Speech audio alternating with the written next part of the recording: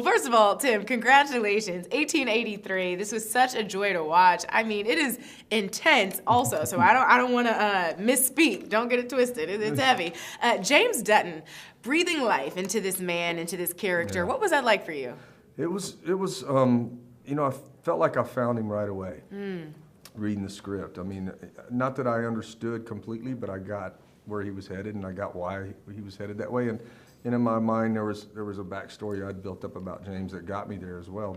But he's an intense guy, and he's a resolute guy, and he's a complicated guy. There's nothing simple about James. But first and foremost, what he cares about is his family. Right. And he has to a degree that's so intense because he's taking with him his wife, his daughter, a 5-year-old son, and his sister, and niece. So he's got a lot to worry about, a lot to take care of. So in my mind, James never sleeps. He never stops worrying. He's never not paying attention. Yeah. Are there any ways in which you relate to your character, obviously being a family man yourself in real life? Well, certainly the father-daughter relationship. Yeah. My relationship with Elsa is something that really I can lean heavy on my relationship with my daughters for sure.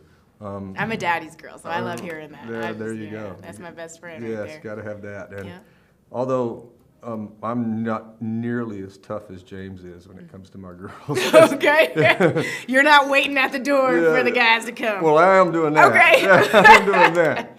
But on other things, I'm pretty much a soft. Okay. But when it comes to the boys, I'm not. You don't play. Yeah. My dad staked out at my Sweet 16 and turned away every single boy that came to the party.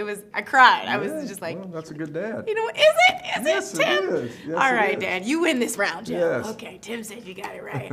I want to talk a little bit about the elements. You guys were shooting in Montana and Texas. I used to live in Texas. Being inside was no joke. Just looking out at 100-degree weather. I can't imagine filming. What was it like? Yeah, when we were first filming the first part of it, I mean, it was 110, 112 degrees every day. Yeah. And you'd shoot for, 8 to 10 hours a day in that heat. And it was really hot. I think there's one scene, I'm trying to remember the scene, where the guys are chasing me in the wagon. And then you see me climb back on the wagon, and you can see how hot it was because my pants were soaking wet. Oh, really? Everything was soaking wet on me. So that's how hot it was. And then you go from hot to, I told Faith when we started shooting the show, we're never going to be comfortable. We've had 1 or 2 comfortable days, so we're either going to be freezing cold or burning hot. And that's just the way this shoot is going to go because of the type of areas we're shooting in and the elements that we're shooting in. But it adds, the vistas and the visuals are such a huge character in this show, and it means so much to be authentic in where you're shooting. Yeah. And it makes such a big difference. To just try to shoot everything in sort of this small little area and not get the vistas that we've seen in the backdrops and the mountains and all the things that we have in this show, it wouldn't feel the same. It wouldn't have the vastness and it wouldn't have the cinematic feel to it, the bigness that it has. Right. Yeah. And a part of that cinematic magic, obviously this is a Western.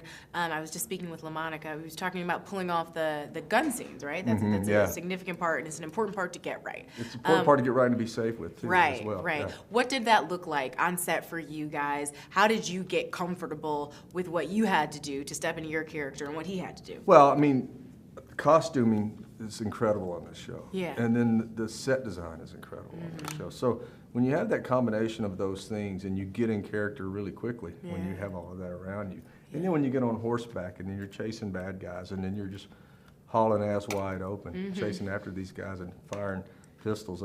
It's pretty easy to get in character because you can't really think about anything else except what you're doing. It's go time. Because, it's just time to go. And it's just so much. It's every kid's dream to be able to do that. We've talked about that 100 times, the adrenaline rush that you get from doing that and going over rough terrain on a horse and just flying and shooting. And it doesn't get much better. When I was talking to Sam, he said you are a true horseman, and it showed while you were filming this. Did it hit a little different? Did it feel different to be able to do what you love, ride these horses, and yet also play to camera? I would imagine that gets trickier. Yeah, it's a little tricky. Animals sometimes don't want to cooperate with what you want them to do, especially when you have to sit still and deliver dialogue. Yeah. So there's been a few of those moments, but I've had a few rodeos in the middle of it, but it's been fun. I wouldn't change any of it. I grew up riding horses, so I knew how to ride, and I'd always ridden quite a bit. I hadn't done it in a while, seriously, to that level. Yeah. But I got back in it pretty quickly. Got back in the saddle. Plus, There I wanted we to go. keep up with Sam. Yeah. I don't want to look He's bad a in front of pro. Sam. Teaming up, obviously, with your wife, you and Faith on set together. Is it true that you didn't want to touch the script, didn't want to rehearse or kind of get into it until you were on set? And if so, why? What did that feel like? Right, we don't run lines together. Okay. Even when we have scenes together, because we want to keep it really fresh and natural when it comes time to do it. Yeah. And we rehearse on our own, but when it comes time to get on set, we want to be able to just deliver it because we know each other so well. Right. And so we want our characters to really be able to communicate in a different way that we communicate. And so that's why we don't really run them together. We read the scripts out aloud to each other, but not run lines together. Absolutely. Yeah. I on the airport ride here, I saw your People magazine cover, so I picked that up, was flipping through it. You credit her with really saving your life. Yeah. What does Faith mean to you when you think about the ways in which she's helped you get healthy and sort of become your best self? Well, she's the backbone of our family. I mean, she's the steel in our family. I mean, without her being the center of our universe, nothing would work. Wow. And that's for me and the girls. Yeah. I mean, she's just rock solid. She's way more solid than I am. Outside of that part of the jaw? Well, that one good well, slot? she had plenty of reasons to have that. It was in the script, It was in the script, you know? and she had other reasons for it, too. 25 years with anybody will do that to you, right? Yeah, exactly. Well, thank you so much. Congratulations on 1883. I love it, and I'll see you tonight at the premiere. Thank you.